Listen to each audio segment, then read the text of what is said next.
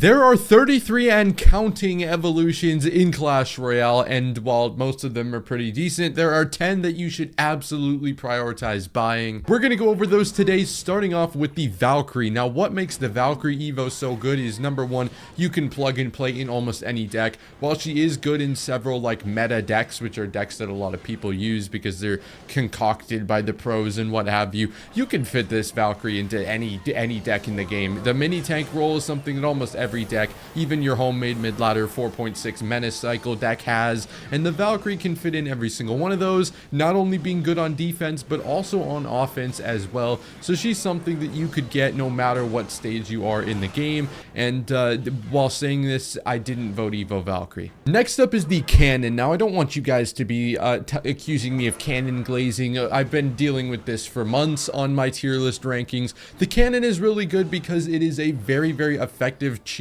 building that's Evo does way more than the normal card. So you can literally take towers with the Evo cannon. I don't have footage of this because I've never done it, but it's possible. You can kill things like Firecrackers, like Dark Goblins, like things that opponents would play, maybe princesses on the other side of the arena that just stick there and you don't have a way to deal with them. Your opponent's cycling too fast. Cannon takes them out. Not only is it providing knockback, but also dealing big area of effect damage. And while it did get nerfed, it still remains the best building in the game, and the normal cannons are really good as well. So if you're running a deck that needs a building, the Evo cannon is absolutely a viable option, and it should be something you really pursue, as most cycle decks run this Evo still. Next up is the Royal Giant. This is more of Royal Giant propaganda than the Evo being really good. If you can afford it, and I mean this literally because a Royal Giant typically has like 3 legendaries that you are kind of must have, you can really pursue going after Royal Giant, because the Evo is really strong in the fact that it allows you to get extra Royal Giant hits,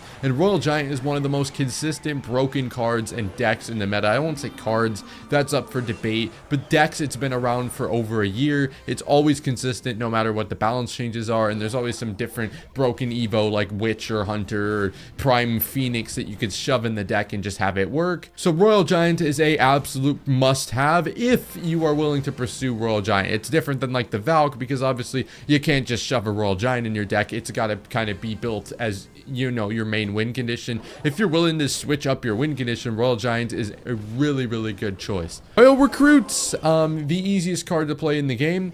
They take no skill. You just plop them down, you win games. Check out some of the most broken Royal Recruits decks. I actually have several videos on the channel. Actually, I think I have one. Several is glazing. There are so many different like ways to just abuse Royal Recruits. You can use Fireball bait with the Flying Machine Royal Hogs. I'm sure many of you have seen. There's bait decks out there with Mighty Miner, Goblin Gang. You probably have seen Recruits to Back Gang the Bridge, or Gang to Back Recruits the Bridge. It's brainless. And while there are some like games that you can't outplay, Recruits generally just stomp on the majority of opponents that aren't skilled enough to deal with them, even if they have good counters. Zap. Where would we be without the Zap Evo, ladies and gentlemen? Zap is not only good because of its versatility, you can fit it in almost any deck. It's good because of what it allows you to kill. So you can kill Firecrackers, Dark Goblins, Minion Hordes, anything that would take 2 zaps to kill. Pair it with arrows. You can kill things like Electro Wizards, Musketeers, other fireballable units. You can pair it with Fireball, kill E-Drags, Queens, probably something else that I can't mention. But Evo Zap is just so versatile, and you can open up so many opportunities for yourself just by not only getting the double stun. I didn't even mention the stun. The stun is great, but the bonus damage allows you to break through things that normally your spell combo wouldn't be able to kill. So it makes it a very good option for outplayability and also to just win you really hard matchups.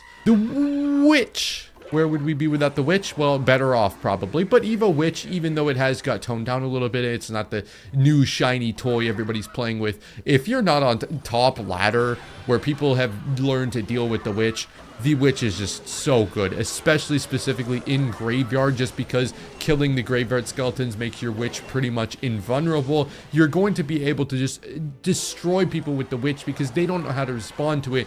For the majority of Clash Royale's leagues, League 10, all the way from 0 to 9,000 trophies, people don't know how to deal with the Witch. And you can use this to your advantage. I wouldn't recommend using a Witch Evo with no skeletons in your deck. Try and use Graveyard if you can. But the which is a good option, especially if you're willing to pursue Graveyard, or if you have a ton of skeletons in your deck, because she just is so hard to kill, especially for lower ladder players. Ice Spirit, ladies and gentlemen, is so good because in cycle decks, you're going to get a bonus to your evolutions because you get them way faster, but also the Ice Spirit just having 2 stuns, not only for the damage it does, but also for just, it's a whole 1.5 extra seconds of freezing up the opponent. This can let you get out of crazy situations on defense, let you be more aggressive, knowing that you have that Ice Spirit to bail you out.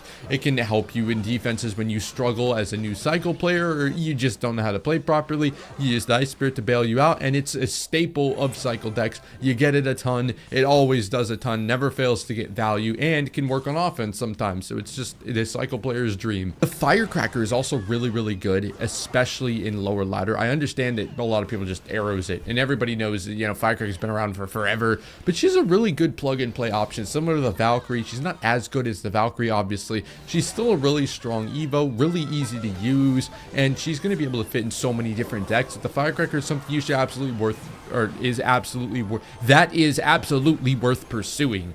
Good lord. Because think about it, you're going to be able to use the Firecracker as that kind of support troop and range damage and air attack, although I wouldn't use her as your only air attack. She's pretty good as well in Hog decks, which is a whole nother thing entirely. If you want to pick up Hog, that would be a great option as well. But she's not only good inside of those meta decks, and that's kind of what I want to use this list for. It's not a list of the top 10 Evos in the game. It's ones that should you consider buying to make your deck better, or to just make your Clash Royale experience better.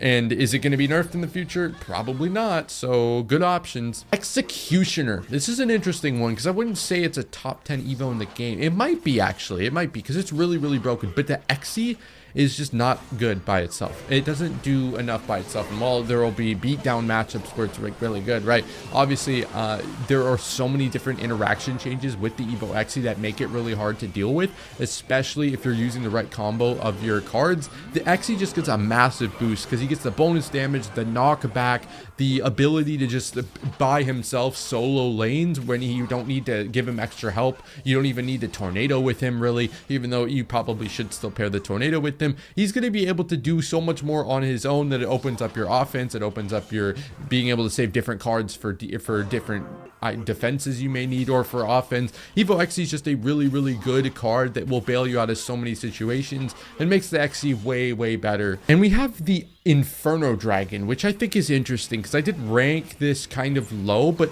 as we're seeing, there are so many opportunities where if you play the iDrag well, I want to say it's a really good plug and play card. You'll see a lot of mid-ladder menaces with iDrag. It's a pretty self-explanatory card to use. Walking Inferno Town, well, not walking, not with those legs. The Inferno Dragon Evo is just really hard for opponents to deal with if they don't have a reset, and Inferno Dragon's a card that you can probably fit into most decks in Clash Royale. So the Inferno Dragon, while not clearly as versatile as some of the others on this list, is pretty strong, and it can win you games entirely by itself, and doesn't need that high of a skill gap to play as well. I don't want to give you guys Evos that are really hard to play. They want to make your life easier, and these Evos are probably the best to do that. So there are the top 10 Evos in Clash Royale that you should definitely consider buying, and with Stomach Growl is insane. When you consider buying them, buy them with code INVADER.